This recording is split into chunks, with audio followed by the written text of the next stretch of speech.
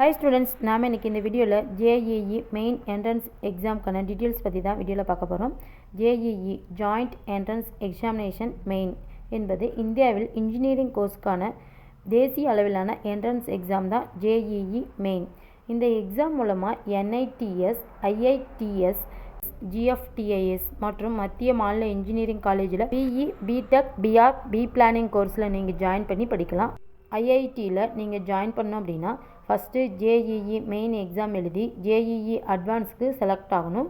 BE, BTechக்கான eligibility பார்த்தீங்கன்னா 12th complete பண்ணவங்க physics, maths compulsory படிச்சிருக்கணும்.